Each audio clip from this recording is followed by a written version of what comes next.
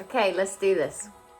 Hello. Hi guys! So today we're going to do a little talk about intermittent fasting. So let's jump in. Okay guys, so let's get into it. What is intermittent fasting? So you've got two different types of fasting. You've got your shorter intermittent fasting, which is something that you guys do probably every single day without even realizing, unless you don't sleep. But during those hours that you're not sleeping, you're not consuming any kind of fluids, food, nutrients, so your body is in a state of fast, and that's basically what fasting is. You've got longer type of fasts as well, which is what Molly and I did for 2 weeks, just to kind of trial it, just to see what happened to our bodies and our brains over 2 weeks. And the fast that we did was a 16-8. So we did 16 hours of no food and then an 8-hour window where we ate our meals. So we had our 3 regular meals and we had sometimes 1 to 2 snacks depending on how busy we were. You've also got the 18-16 fast, you've got the 24 fast, and you've got the 5-2, which is probably the most popular one that you guys have heard of before. That's basically where 5 days of the week you eat as you would regularly, and then 2 days, 2 chosen days, you have no food at all. So that's complete fast, which, I could not do. So doing this kind of fasting, there's benefits to all different kinds. But the one, we're going to focus mainly on the one, obviously we did this 16-8, but we'll go over a little bit of the other ones as well. So you have the longer ones, the longer periods where you can go days even without having anything to eat. And that focuses a lot more on regeneration of the cells and more internally in the body, so chronic health issues, that it can be really beneficial for that. So obviously when you regenerate cells in the body, you're getting rid of the old cells and replicating new cells, obviously at a more healthier, efficient rate. So that's why it's said to be anti-aging. So there's so many benefits. I was like, what are you doing there? So cool. But then again, shorter benefits can include more focus, clear-minded. Obviously you've got the weight loss element that we'll go into a little bit more detail further down, but basically if you are going through an intermittent fast, sometimes you can either go one way or the other. You can either, which I think with us we tended to do this, so we woke up, we missed out, obviously we didn't have breakfast, we went all the way to 12 until 8. Obviously we had our meals, but with work and other things that you get busy obviously with, you tend to not even think about replacing that meal with something else. So we kind of missed that meal. So you're losing calories basically. So ultimately, if you're having a meal, obviously you're losing about 400, 500 calories per day, just without even thinking. And if you're doing that every day, you're going to be losing about a pound of fat a week if you're reducing your calories by 500 calories a day. So again, that's a weight loss in itself. But again, you can go the other way, which we'll talk about further on. There's also decreased inflammation in the body. So again, that can be if you're suffering with a chronic illness like arthritis, joint issues. There's a lot of inflammatory markers that can actually be increased in that time, because obviously you're giving your digestive system complete rest overnight and even throughout the day, so you're still moving, and that can come into play with being more focused and just more clear-headed, which I think we found really a lot, didn't we? We were able to think more clearly during the day, able to get our tasks done straight away in the morning, whereas a lot of the time you eat, you're a bit lethargic after eating straight away. You're just kind of like, I don't want to do anything.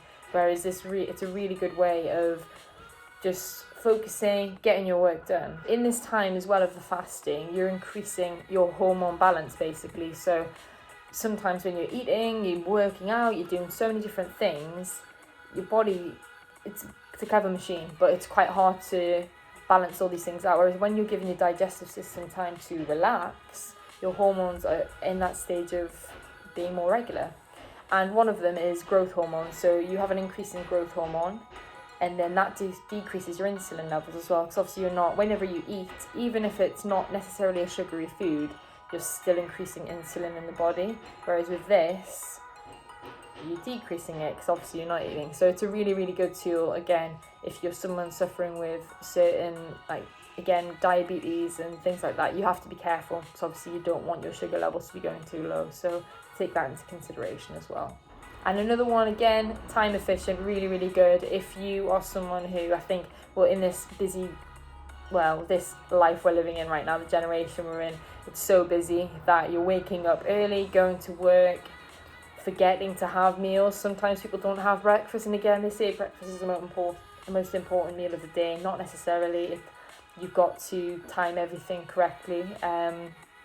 But again, if you're someone that you've got to be up early, you've got to go to work, and you want that extra half an hour to maybe have an extra half an hour of sleep, and then prep your meal the night before for lunch, then it's great in that lifestyle choice. Some of the considerations though you have to really be aware of, because as much as it's a great tool to use, if you don't do it correctly, you can suffer in other ways. So what we found, that we ended up missing out a meal, like first thing, and in that period we weren't really replacing it with another meal, because we were obviously so busy that we didn't think to really replace it. So that week, as much as we felt really kind of refreshed and we did feel clear-headed and minded, we just kind of, sometimes we were really tired because we were missing out on those extra nutrients. And again, fibre and all those kind of things came into play, and we don't really think some days we got enough of it. So again, be mindful of that and try and plan your meals out correctly. Another one, if you're a really active individual and you might find this really beneficial for you, you've got to be careful with muscle loss though, because obviously, especially being on the plant-based diet as well, especially whether you're plant-based or not, in general, just be careful of reducing that meal intake where you're not getting enough protein in the day, because you can have muscle loss if it's come over a longer period of time. Obviously not overnight, you're not going to lose muscle, but that's just something to be mindful about. Again, some people we have different kinds of mind frames. So you might be someone that will benefit really well off intermittent fasting. So when the first meal that you eat, you have something really healthy, so a mix of all the fibres, greens, and your protein source as well. So you're getting that as your first meal, which is great. But if you're someone who all you're thinking about is food in that time, you're starving, all you want is sugar-based foods, and the first thing you go to is a packet of crisps or biscuits, sweets, something like that, then it's not going to be the best for you unless you learn to control those habits. Because again, what you might realise as well, when the first thing you eat, it's got to be something that is nutritious. Otherwise, you're going to have a really bigger insulin spike if the first thing you're having is sugar. And binging. Yeah. Don't binge. Okay, so here are some of our tips if you guys are interested in trying intermittent fasting. So number one, this is kind of like a not a taboo subject, but it's kind of like do you, don't you? But we actually really found it beneficial to still have herbal teas and coffees during your fasting time. Obviously not at night. Don't have a black coffee before you go to bed, because you're not going to sleep. But if you're one of those people that need that boost of energy, or that you're used to caffeine and your body's used to that caffeine, then yeah, still have your black coffee and your herbal tea, so like green tea for breakfast as well. It helps with the satiety as well, doesn't it? Yeah. Rather than wake up and having nothing on your stomach. Yeah. Okay, following on from what Molly said, try and limit your sugars and sweeteners as much as you possibly can, because you're going to want to crave that. The more you have it, the more you're going to want to crave it, the more inflammation you're actually going to bring into your body. So you're completely ruining the whole reason why you're doing the intermittent fasting. So yeah, try and limit sugars and sweeteners as much as you possibly can. And remember, you can't have those in your black coffee either, because they will trigger an insulin response. So aim to have really fibrous meals with healthy fats. So fibrous meals, you want to think about your leafy greens and getting good fats in. So like things like avocado or olive oil. Yeah, just so it like helps with that satiety. So if your body's used to just eating and grazing all through the day, and now you're limited to that short time frame, having those healthy fats and the fiber is really going to help you keep nice and level, and you're not going to feel like, oh my God, I want to eat everything in the cupboard. Exactly, and especially having that as your last meal, because again, if you have something like you have a smoothie as your last meal, then you're gonna probably suffer rather a lot, rather than having a fibrous meal that's gonna fill you up for longer. Okay, so we really recommend doing this on days that you're busy. If you're say you work part-time, try and do intermittent fasting on the days that you're at work, because if you're at home by yourself and the couple's just staring at you and you're thinking, oh, I'm hungry, or I'm bored, or what should I do now? Especially if you're still working from home, or, you know, like I said, working part-time, then yeah, definitely try and do it on the days that you're busy, and see if you can plan your meals ahead, okay? So that'll be really beneficial. As regards supplements, we decided that we wanted to go ahead and have our supplements during that time window whilst we were able to eat. So what Molly really recommends is... What do I recommend? Have your more of your fat soluble supplements, so like your, you know, the ones you get in the little oil capsules. So mainly your omega-3s. You can get them in little syringe forms as well. I love the pipette. Yeah, but oh yeah. I'm still learning. I think I just prefer to just walk it back. But yeah, more of them have with your meals, just because it's essentially a gram of fat in that capsule, so then you're still going to trigger an insulin response. Whereas more of your multivitamin, that should be all right just to have without any food or anything like that. Again, everybody has different preferences. It depends how much you're actually going into the sciences, if you say, of fasting and why you're doing it. But I tend to stick to that kind of routine if you can. So most importantly, guys, trial and error with this one, okay? You've got to think about the reasons as behind why you want to try intermittent fasting. Again, it's all psychological. So if you're somebody who has had any kind of eating disorder in the past, then really speak to a professional before you go ahead and put yourself onto a fasting thing. It's very much trial and error.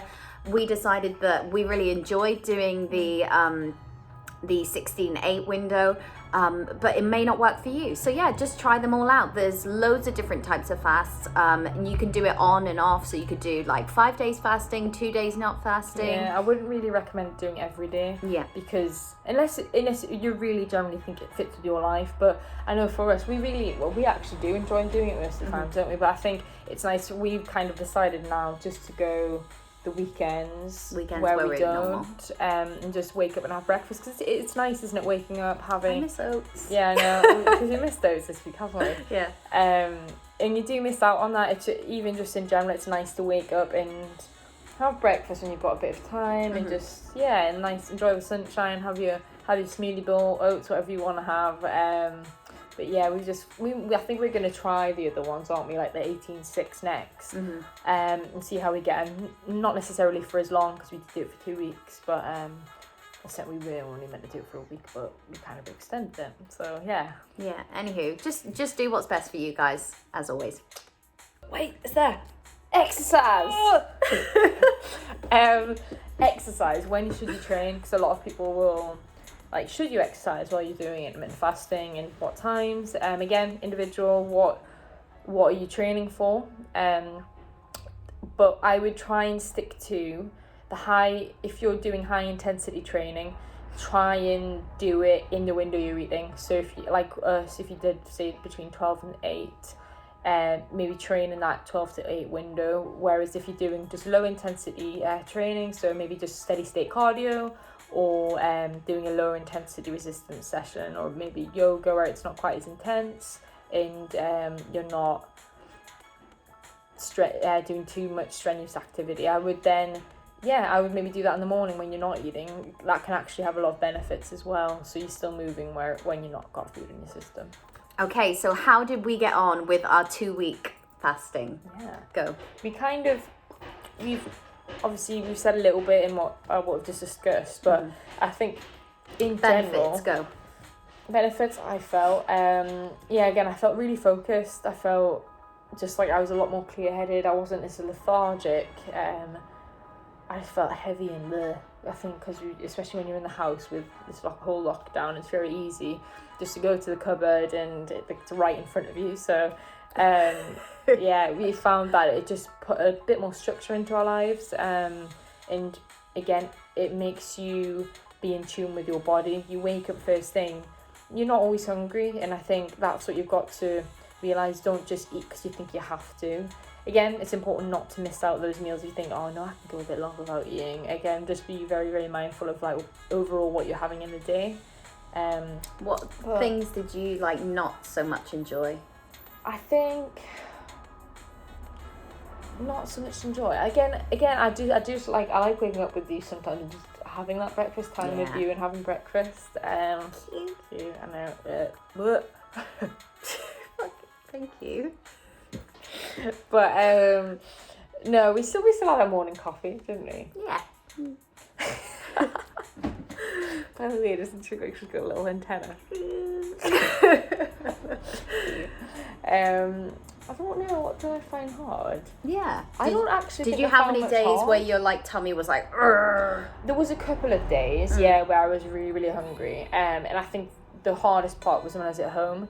I didn't have work to go to, so I'd be in the house all day. Mm-hmm. And then you're thinking about food yeah, more, you're right? thinking more when I wasn't as busy, so that was definitely more difficult. Again, just keep yourself busy. Mm-hmm. But overall, I think we really enjoyed it. It was more beneficial than anything. Yeah. And shock horror, I actually enjoy doing it. Like, you know how much She was I love loving food. it. I genuinely, guys, slept so good, like really good sleep. Woke up like fresh, doughy-eyed, like ready for the day, focused. I felt like confident and more positive.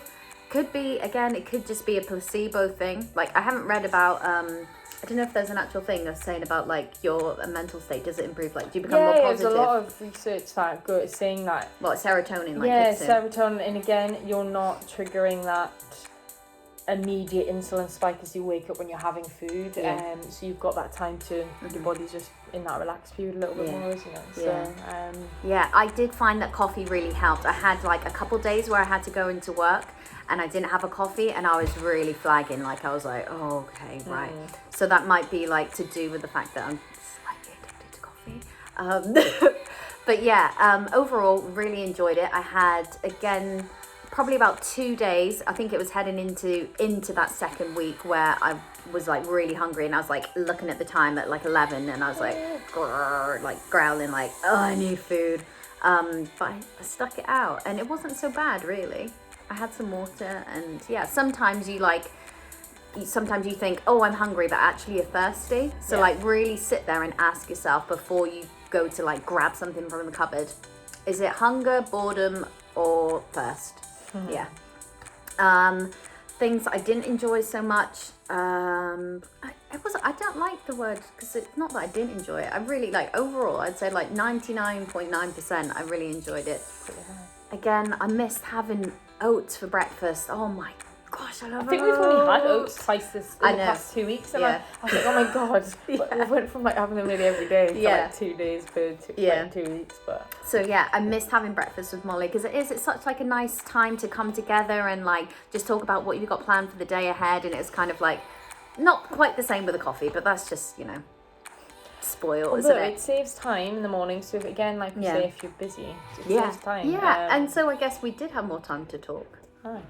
Maybe I should just wake up early. Time efficient, cost efficient as well. We didn't shop as much at all because we weren't going through as much food. That's such a good point. Cost efficient. We probably saved some money. We should have done that.